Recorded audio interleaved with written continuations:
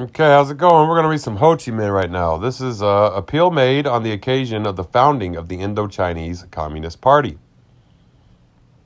So, this is, Ho Chi Minh. This is delivered at Hong Kong, February 18th, 1930. Okay, so, let's go ahead and jump into this. Workers, peasants, soldiers, youth, and school students. Oppressed and exploited fellow countrymen, sisters and brothers, comrades. Imperialist contradictions were the cause of the 1914 to 1918 World War. After this horrible slaughter, the world was divided into two camps. One is the revolutionary camp, which includes the oppressed colonial peoples and the exploited working class throughout the world. Its vanguard is the Soviet Union. The other is the counter-revolutionary camp of the international capitalism and imperialism, whose general staff is the League of Nations. The war resulted in untold loss of life and property for the peoples. French imperialism was the hardest hit. Therefore, in order to restore the forces of capitalism in France, the French imperialists have resorted to every perfidious scheme to intensify capitalist exploitation in Indochina. They have built new factories to exploit the workers by paying them starvation wages. They have plundered the peasants' land to establish plantations and drive them to destitution. They have levied new heavy taxes.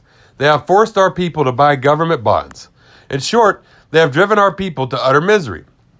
They have increased their military forces, firstly to strangle the Vietnamese Revolution, secondly to prepare for a new imperialist war in the Pacific aimed at conquering new colonies, thirdly to suppress the Chinese Revolution, and fourthly to attack the Soviet Union because she helps the oppressed nations and the exploited working class to wage revolution. World War II will break out. When it does, the French imperialists will certainly drive our people to an even more horrible slaughter. If we let them prepare for this war, oppose the Chinese Revolution, and attack the Soviet Union, if we allow them to stifle the Vietnamese Revolution, this is tantamount to letting them wipe our race off the surface of the earth and drown our nation in the Pacific. However, the French imperialists' barbarous oppression and ruthless exploitation have awakened our compatriots, who have all realized that revolution is the only road to survival and that without it, they will die a slow death. This is why the revolutionary movement has grown stronger with each passing day. The workers refuse to work. The peasants demand land. The students go on strike. The traders stop doing business. Everywhere, the masses have risen to oppose the French imperialists. The revolution has made the French imperialists tremble with fear. On the one hand, they use the feudalists and comprador bourgeoisie to oppress and exploit our people. On the other, they terrorize, arrest, jail, deport, and kill a number of Vietnamese revolutionaries. If the French imperialists think that they can suppress the Vietnamese Revolution by means of terror, they are grossly mistaken. For one thing, the Vietnamese Revolution is not isolated, but enjoys the assistance of the world proletariat in general, and that of the French working class in particular. Secondly, it is precisely at the very time when the French imperialists are frenziedly carrying out terrorist acts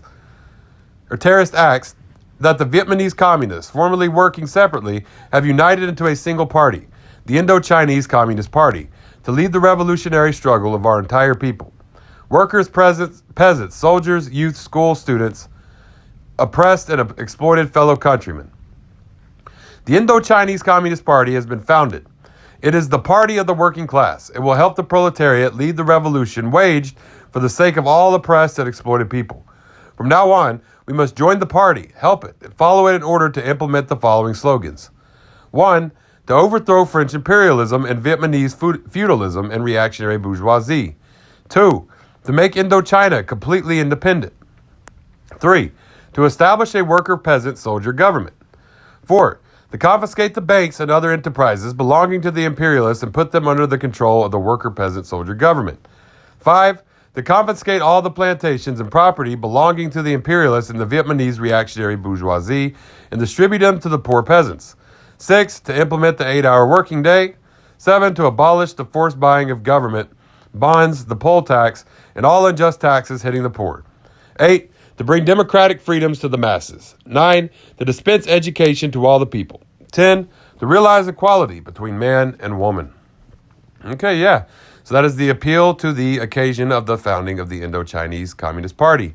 Well, thank you all for tuning in. If you want to follow me online, Marxist Saw, Facebook, Twitter, YouTube, TikTok, Tumblr, Medium. If me up on there. Reach out to me, yeah, so y'all have a great day, and Dodala Goi.